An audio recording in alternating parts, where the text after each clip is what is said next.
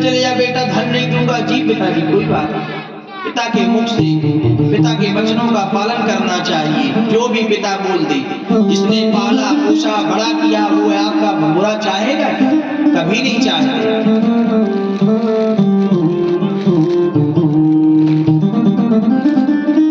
हम तो कभी बुरा नहीं चाहते, हमारा छोटा भाई है, मां कभी नहीं बुरा चाहते।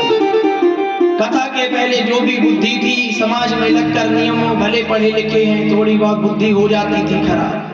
जब से प्रभु धर्म में आए, हमने कह दिया जीवन में, अपने मन को बना लिया हमारे लिए हमारा छोटा भाई सब कुछ, हमारी माता जी सब कुछ है। क्या लेके आए हैं, क्या लेके जाएंगे, क्यों लड़ मर रहे हैं? हमने मान लिया, वो माने ना माने, वो लड़े झगड़े कुछ भी करे, हमने मान लिया हमारे पुत्र समान है, हमारा छोटा भाई है, पिताजी का अंश है, मेरा तो सब वही है। भाव यही कि गृहस्थ रूप में, नहीं तो कोई किसी का भाई, कोई किसी का मित्र, कोई किसी का पिता, कोई किसी का पुत्र नहीं है। जब जो कुछ भी मेरे तो गिरधर गोपाल दूजो ना कोई। इस जगत में उस मात्र शक्ति हरि नारायण के अलावा इस संसार में कोई नहीं। सब यह मोह माया दिखावे की है, कर्तव्य के लिए है। जब तक जिंदा है तब तक रिश्ते हैं, मरने के बाद कहाँ की क्या रिश्ते। तो कर्तव्य का पालन करना चाहिए। अब ये नहीं कि रिश्ते नहीं है, पंडित जी तो कह रहे थे कि सब अपना अपना देखो, तो भाव ये नहीं, अपने धर्म का पालन करना चाहिए। परिवार अच्छा है तो यही स्वर्ग है। मैं प्राण त्याग दूंगा लेकिन वचनों को नहीं छोड़ूंगा। विश्वामित्र जी ने कहा आपको धन कहां से मिलेगा, आपने तो सब कुछ मुझे दे दिया है, आपके पास स्वर्ण भी नहीं, मुझे कैसे देंगे? अरे आप यह कह दीजिए कि मुझे नहीं दे सकते हैं तो मैं आपको पूरा राज्य वापस कर दूंगा। हरिश्चंद्र जी ने कहा हे ब्राह्मण, हमारे पास यद्यपि कुछ नहीं है लेकिन मेरी पत्नी और मेरे पुत्र का सा शरीर है, इन्हें बेच करके मैं आपको स्वर्ण अवश्य दूंगा। इसलिए मैं काशी जा रहा हूँ, काशी जाकर के ग्राहक ढूंढूंगा और जाकर के इन्हें बेच करके आपका दास बन जाऊंगा। ऐसा कह करके राजा हरिश्चंद्र जी पुत्र और अपनी पत्नी के साथ काशी चले जाते हैं। काशी के गंगा तट पर आकर के उन्होंने देवता पितरों आदि का तर्पण किया और भगवान शिव की भक्ति में लीन हो गए। इधर 1 महीना बीत गया। 1 महीना बीतते ही विश्वामित्र जी पुनः ब्राह्मण रूप धारण करके आ गए और वचनों का स्मरण कराया। पूर्णा समाशो भद्रम देदीयतां मम दक्षिणा पूर्वं तस्य निमित्तं हि स्मर्यते स्ववचो यदि। विश्वामित्र जी ने कहा हे राजन, आपका 1 महीना पूर्ण हो गया है, आपने जो वचन दिया था। महाराज ने कहा कि 1 महीने का अंतिम दिवस है, अभी भी कुछ प्रहर बाकी है, प्रहर आने समय बाकी है, अभी चिंता ना करिए, अभी दिन का आधा भाग शेष है, इसलिए मैं आपको दक्षिणा अवश्य दूंगा। नहीं दिया तो आप मुझे श्राप दे देना। राजा विचार करने लगे, समय की प्रबल स्थिति देखिए, मैं हजारों ब्राह्मणों को कितना कुछ नहीं दिया, आज छोटी सी जरूरत पूरी नहीं कर पा रहा, 2.5 लाख सोना नहीं दे पा रहा। ये समय की गति देखिए, मैंने इतने यशोमेघ यज्ञ किए, मैंने ब्राह्मणों को इतना दान देकर के संतुष्ट किया, जिंदगी भर ब्राह्मणों को दान दिया, और आज समय के प्रभाव को देखिए। समय होत बलवान, समय की स्थिति है, कोई किसी का करता धरता नहीं। समय है क्या रूपरेखा बना दे, कोई गारंटी नहीं। यही तो कथा सिखा रही हम सभी को। एक साधारण सी दक्षिणा भी मैं इस ऋषि को नहीं दे पा रहा हूँ, उनको आने का बार बार कष्ट दे रहा हूँ। सोचिए, कष्ट बार बार की दक्षिणा मांगने आ रहे तो कष्ट हो रहा है, दे रहा हूँ, ऐसा सोच करके महाराज रुदन करने लगे। राजन विचार कर करके भगवान से प्रार्थना कर रहे हैं, प्रभु मुझे ऐसा मैंने अपराध क्या किया कि एक ब्राह्मण को दक्षिणा नहीं दे पा रहा हूँ। अरे हे प्रभु, मुझे ऐसी कृपा करो मुझ पर कि मैं अपनी इस दक्षिणा को दे सकूं और अपने धर्म के पथ से विचलित ना हूं। राजा को चिंतित देख करके धर्मपत्नी ने कहा, महाराज आप चिंता क्यों करते हैं, अपने धर्म का पालन करिए, आपकी वाणी असत्य नहीं हो सकती। अब यहाँ संकट काल में धर्मपत्नी साथ दे रही है। इस संकट के समय पत्नी को देखा जाता, मित्र को देखा जाता, पुत्र को देखा जाता, परिवार को देखा जाता। तो सबसे पहले पति के लिए तो पत्नी ही सब कुछ होती है, क्योंकि भैया बैलगाड़ी के तो जोड़े हैं चक्का, तभी बैलगाड़ी चलेगी। इस जीवन के दो पहलू है ना, तो इन दोनों के बिना चल सकती है क्या गाड़ी? एक दूसरे के लिए सर्वस्व होना चाहिए जीवन में। आज वही धर्मपत्नी अपने धर्म का पालन कर रही हैं। हे महाराज, आपकी वाणी असत्य नहीं हो सकती, आप मुझे बेच दीजिए, धन से मित्र की दक्षिणा को मुक्त कर दीजिए। अपनी पत्नी के मुख से ऐसा सुनकर के राजा हरिश्चंद्र जी मूर्छित हो जाते हैं। अरे देवी, यह क्या कह रही हो? विधाता मुझे अपनी ओर ले ले।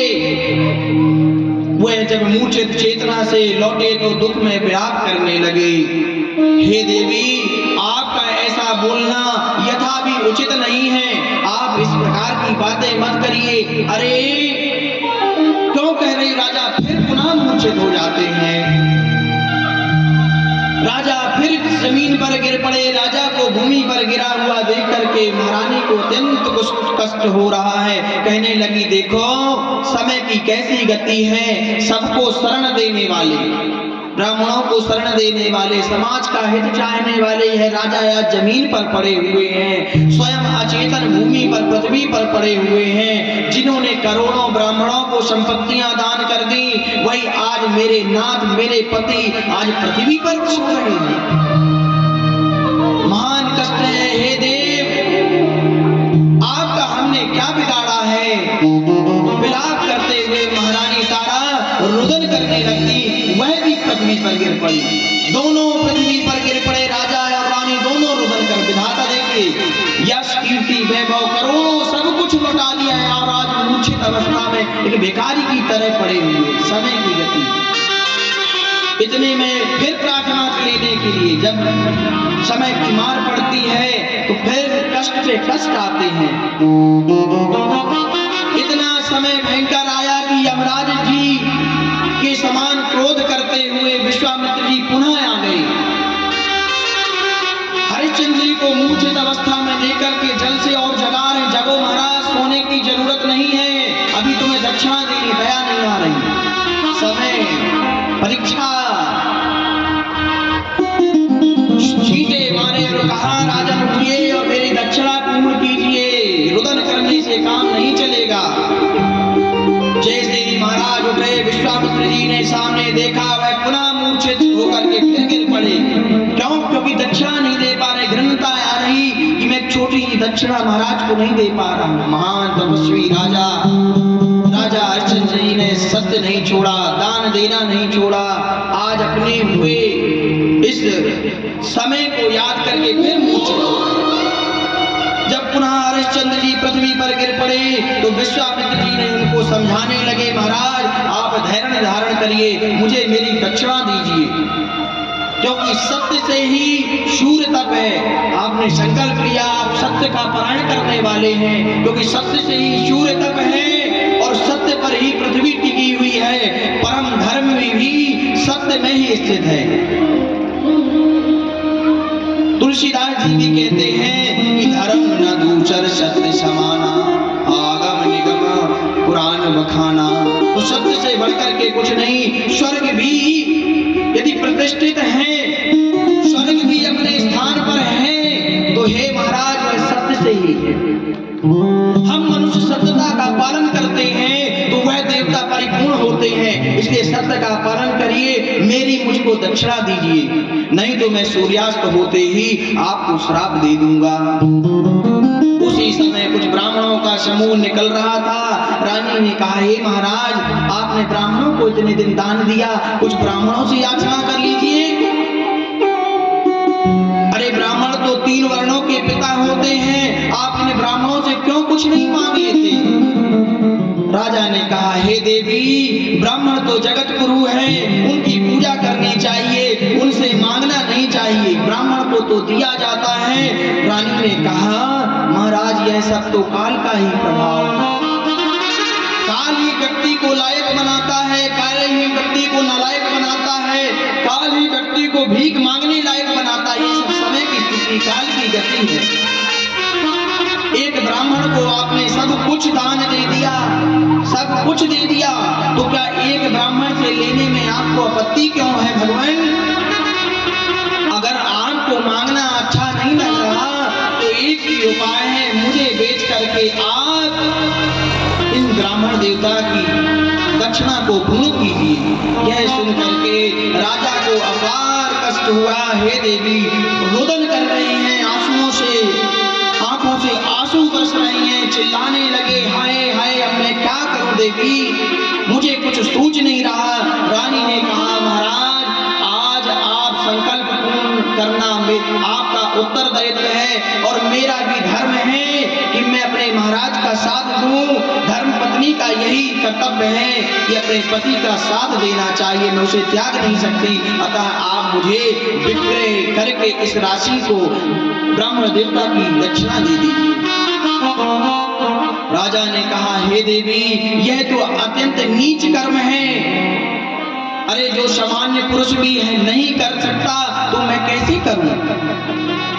किंतु रानी ने बार बार अनुरोध करने पर राजा ने स्वीकार किया और शहर के बड़े बड़े रास्तों में चिल्लाते हुए कह रहे हैं कि कोई खरीदार है, मेरे पुत्र और पत्नी विक्रय है, कोई खरीदार है, जो भी लेना चाहते हो उचित मूल्य देकर के इन्हें ले सकते हैं। आज संपूर्ण जगत को दान देने वाला, ब्राह्मणों को दान देने वाला आज भिखारी बनकर के चिल्ला रहा है, कोई खरीदने वाला है, मेरी पत्नी मेरे पुत्र को ले लीजिए। राजा के वचनों को सुनकर के विश्वामित्र जी ने फिर एक वृद्ध ब्राह्मण का वेश बना करके आए और उन्होंने कहा, मैं इस दासी को खरीदने के लिए तैयार हूं, मेरे पास बहुत सारा धन है, आपको मैं कितना धन दे दूं? राजा ने कहा, सुनते ही राजा हरिश्चंद्र का हृदय दुख से विदीर्ण हो गया, वह कुछ नहीं बोल पाए। तब ब्राह्मण ने अपने आप से कह दिया, मैं अपनी भार्या के 10 करोड़ स्वर्ण मुद्राएं दे सकता हूं। कुछ नहीं बोल पाए राजन, और ब्राह्मण ने 10 करोड़ मुद्राएं दे करके दासी बना करके घसीटते हुए, ऐसा नहीं, बालों को पकड़ के चलो, सामने भी प्रतिकार कैसा हो रहा है भार्या का, बाल पकड़ करके खींचते हुए प्रारंभ कर दिया और ले जा रहे हैं। तभी निवेदन बच्चा रोहित रोने लगा, माँ। अब पिता यह देख करके कि माँ से विछुड़न हो रहा है बच्चे का, अब यह कैसे रह पाएगा माँ के बिना? मैं तो ठीक है धर्म के लिए रह लूंगा, अपने हृदय को कठोर बना लूंगा, माँ के बिना बच्चा कैसा रोने लगा, माँ माँ मुझे भी ले चलो। तब भी ब्राह्मण देवता को दया नहीं आई, विश्वामित्र जी तब भी परीक्षा लेना नहीं छोड़े। कहते हैं, हे ब्राह्मण देवता, आप कृपा करिए इस बालक को भी ले जाइए। विश्वामित्र जी ने ब्राह्मण ने मोल देकर के उसको भी खरीद लिया और दोनों को लेकर के वह ब्राह्मण जाने लगे। रानी ने हरिश्चंद्र जी के चरणों में प्रणाम किया, प्रदक्षिणा की और उनको प्रणाम करके कहा, हे प्रभुदेव, यदि जीवन में मैंने कोई पुण्य कार्य किया हो तो और दान किया हो, ब्राह्मणों को संतुष्ट किया हो, तो आप ही मुझे हर जन्म में पति स्वरूप में प्राप्त हो। जीवन ऐसा कि अब मिल रहे हैं, दोबारा की नहीं मिल रहे हैं, क्योंकि ब्राह्मण ले जा रहा है, कहाँ ले जा रहा है कोई गारंटी थोड़ी है, कहाँ ले जा रहा है, किस हाल में रख रहा, अभी खींच करके ले जा रहा तो बाद में क्या हाल करेगा इनका। अरे ले जाने लगे। ब्राह्मणों के मुख से यह बात सुन करके, रानी के मुख से यह बात सुन करके हरिश्चंद्र जी बिलख बिलख करके रोने लगे। इतने में ब्राह्मण उनकी पत्नी और पुत्र को निष्ठुरता पूर्वक पीट करके, अब देखिए और भी परीक्षा हो गई, सामने पति और पुत्र को पीटते हुए खींचते हुए ले जा रहे। चलो अब क्योंकि ये जाने को तो नहीं, विछुड़न हो रहा है, जो जीवन का संगी रहा हो, जो जीवन के रथ का पहिया रहा, उससे आज विछुड़न हो रहा है, नहीं जाने को तैयार तो पीटते हुए ले जा रहे हैं। इधर ब्राह्मणों के जाने के बाद पुनः हरिश्चंद्र जी के पास आ गए और उनसे कहा मेरी दक्षिणा दीजिए। हरिश्चंद्र जी ने उनकी दक्षिणा देने लगे। विश्वामित्र जी ने कहा यह धन कहाँ से आया, कहीं आपने लूटा चोरी चमारी तो नहीं किया? मैं इस धन को स्वीकार नहीं करूंगा। अरे महाराज, मैं जीवन में असत्य काम नहीं कर सकता। मैंने अपने पुत्र और पत्नी को बेच दिया। यहाँ विश्वामित्र जी के भी आंसू छलक रहे हैं मन ही मन अंतरात्मा में। हे विधाता, मुझे भी इतना कठोर परीक्षा लेनी पड़ रही है। विधि का विधान है, मैं भी कुछ नहीं। अरे मैं दूषित धन नहीं ले सकता। राजा बोले मैंने 10 करोड़ मुद्राओं में अपने पुत्र रोहित सहित 1 करोड़ स्वर्ण मुद्रा में बेच दिया। 11 करोड़ मुद्राएं आप मेरे पास इसे स्वीकार कर लीजिए। विश्वामित्र जी ने कहा हे राजन, या राजसु यज्ञ की दक्षिणा और परीक्षा। कहते राजसु यज्ञ आपने किया है और उसकी दक्षिणा इतनी नहीं होती, आप मुझे और दक्षिणा चाहिए। इतनी दक्षिणा में काम चलने वाला नहीं है। राजा ने कहा अभी अभी मैंने पत्नी और पुत्र को बेचा, धन के लिए आप प्रतीक्षा कीजिए। विश्वामित्र ने कहा नहीं नहीं राजन, दिन का 4था पहर उपस्थित है। आपने यदि मुझे दक्षिणा नहीं दी तो आपको श्राप दे दूंगा। पत्नी को बेच दिए, पुत्र को बेच दिए, उसके बाद भी अभी दक्षिणा से मुक्ति नहीं पाई। 4था प्रहर संध्या कालीन लग गया, दिन का अंतिम दिन। विश्वामित्र जी ने जाने के पश्चात राजा बार बार विलाप कर रहे हैं, रुदन कर रहे हैं। इतने में ही धर्मदेव वहां चंडाल का रूप धारण करके आए और चंडाल के शरीर से दुर्गंध आ रही थी। बड़े बड़े नखून, बड़े बड़े दांत, रीछ के समान चंडाल था। अरे वह बड़ा निर्दयी था। उसके हाथों में शवों की माला थी, शव पहने हुए था। उसने राजा से कहा मुझे एक सेवक की आवश्यकता है। हे राजन, तुम मेरे सेवक बनोगे? जितना मूल्य चाहिए तुम्हें दे दूंगा। राजा हरिश्चंद्र जी ने कहा हे ब्राह्मण, मैं ब्राह्मण या क्षत्रिय के हाथों ही बिकना चाहता हूँ, मैं किसी चंडाल के हाथों में नहीं बिकूंगा।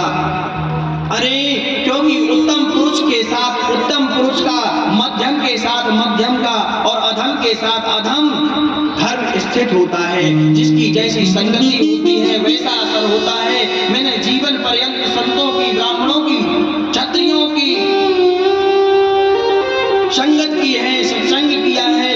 मैं इस अधम चंडाल के पास तो कदापि नहीं जाऊंगा। उत्तमाशोत्तमो धर्मो मध्यमस्य च मध्यमा और अधमस्य धमस्यैव इति प्राहुर्मनीषा।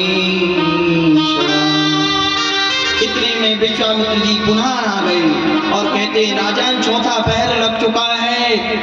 अब यह चंडाल लेने को तैयार है, आप बिकने को क्यों नहीं तैयार? राजन कहते हैं मैं बिक तो जाऊंगा लेकिन इस चंडाल के हाथे नहीं बिकूंगा, स्वयं को इस चंडाल के हाथों नहीं बेचने दूंगा। विश्वामित्र जी कहते मैं आपको श्राप दे दूंगा। राजन कहते हैं कि आप मुझे दास बना लीजिए, मैं दास बन करके आप जो कार्य कहेंगे मैं वह करने को तैयार हूँ, लेकिन चंडाल के हाथों बिकने को तैयार नहीं। अच्छा ऐसी बात है। विश्वामित्र जी ने अपना दास बना लिया और दास बना करके आज्ञा देती है कि तुम जाओ, मुझे इस दास की आवश्यकता नहीं। चंडाल तुम इस दास को, क्योंकि अब दास बन गया, इस दास को ले जाओ, मुझे तो धन की जरूरत है, मुझे दास की जरूरत नहीं। और फिर दास बना करके चंडाल के हाथों बेच देते हैं। और यहाँ राजा हरिश्चंद्र जी अपने धर्म को निभाने के लिए जिस चंडाल के पास भी नहीं जाना चाह रहे थे, आज चंडाल के पास जाने के लिए विवश है। यह देखिए काल की गति। जब काल अपने पे आता है तो अच्छे अच्छों को नचा डालता है, यही समय की गति है।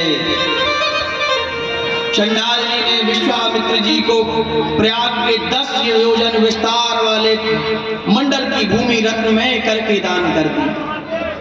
इतने में आकाशवाणी हुई हे राजन, आप ऋण से मुक्त हो गए, फूलों की वर्षा होने लगी, साधु संत सब देवता उन्हें वृष्टि करने लगी। महाभाग दत्ता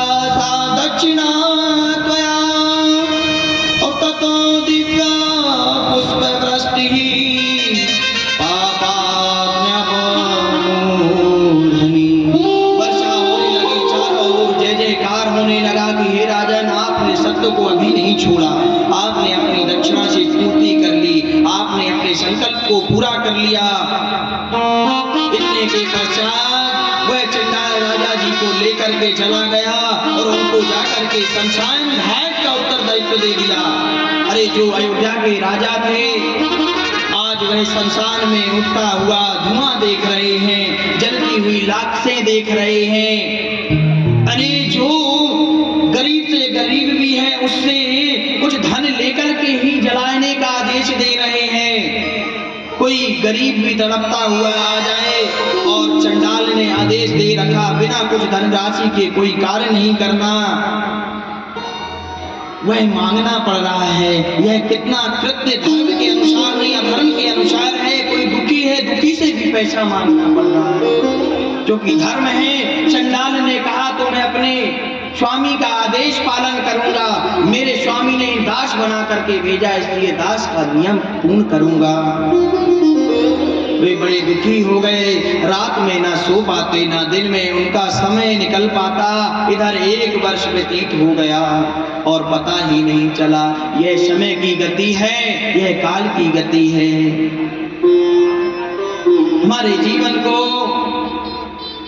इसलिए धर्म भक्ति पे निरूपण करके जीना चाहिए, सत्संग में जीना चाहिए। सहने की शक्ति मिलती है, सत्यता पर सहने की शक्ति मिलती है, नहीं तो हर क्षण क्षण में अधर्म बिछा हुआ है।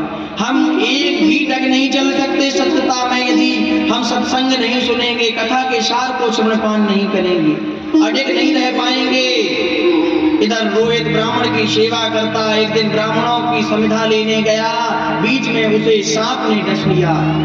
तड़पते तड़पते उसकी मृत्यु हो गई। किसी ने बताया आपका पुत्र जो है परम धाम को चला गया।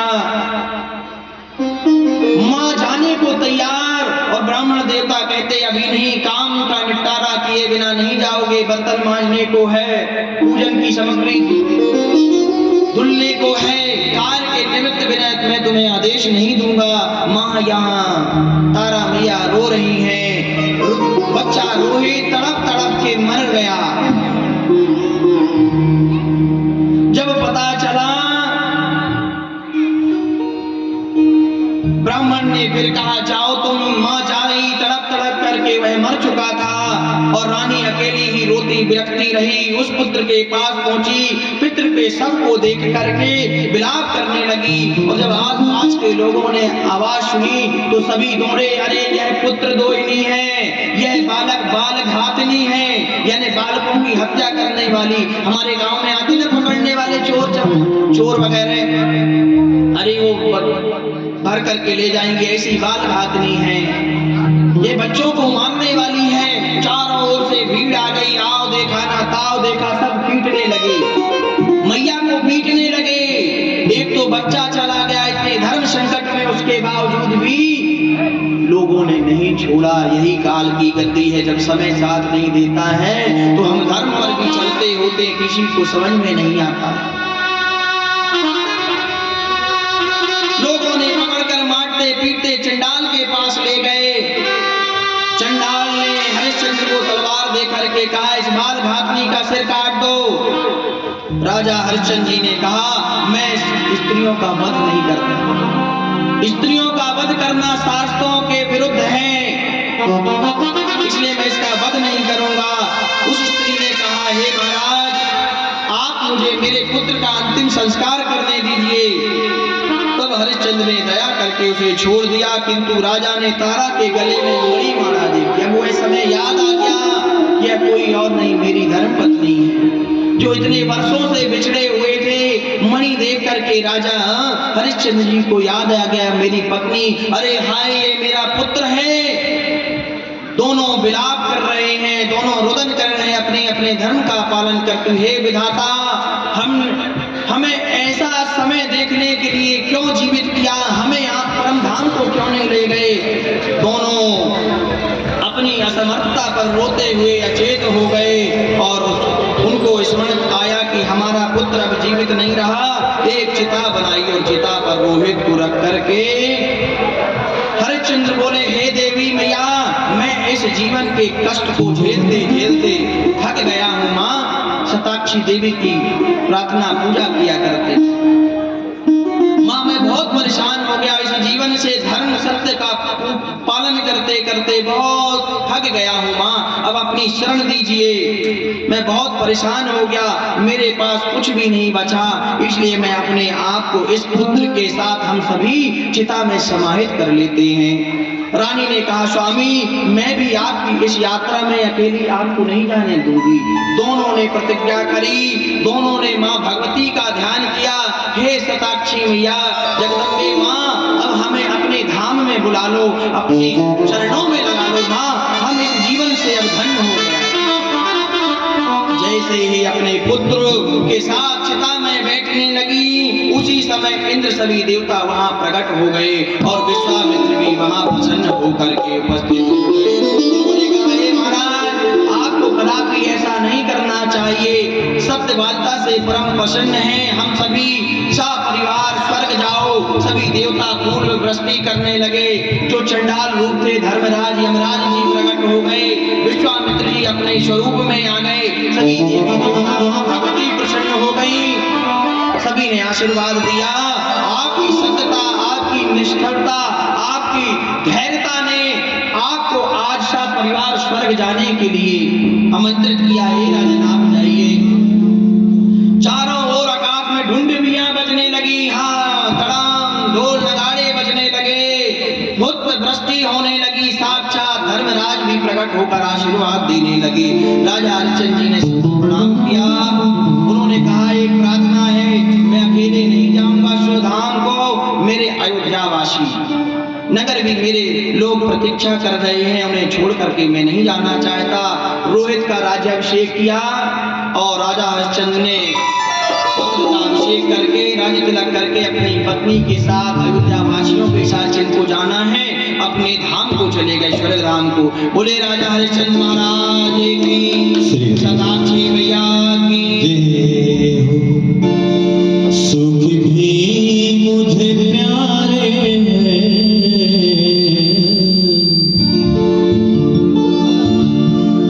दुख भी मुझे प्यारे हैं, छोड़ूं मैं किसे भगवन, दोनों ही तुम्हारे हैं।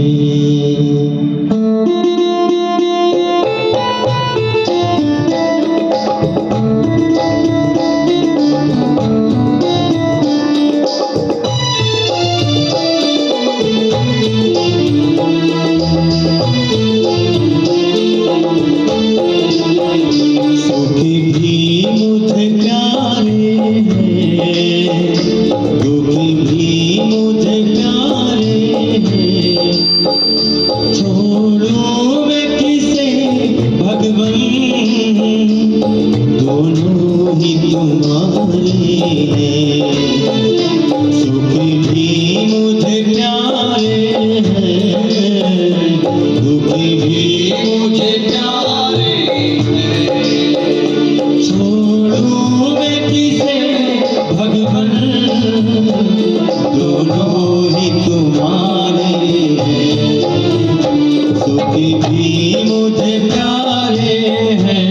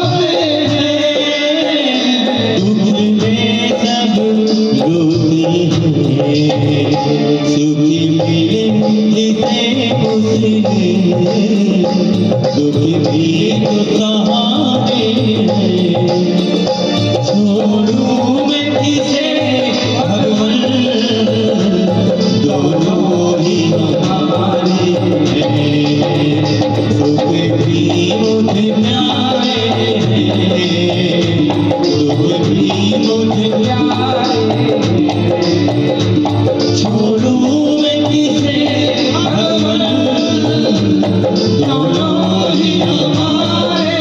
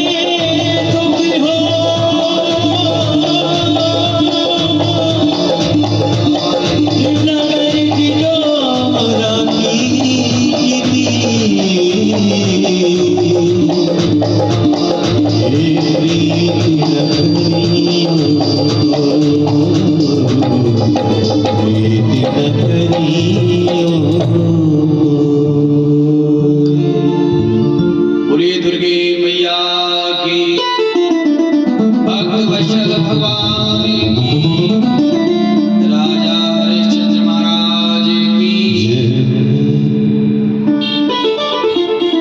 भक्त भी ऐसे होने चाहिए कि सत्य को नहीं छोड़ा, धर्म को नहीं छोड़ा, सब कुछ राजपाट अपना सब कुछ छोड़ दिया।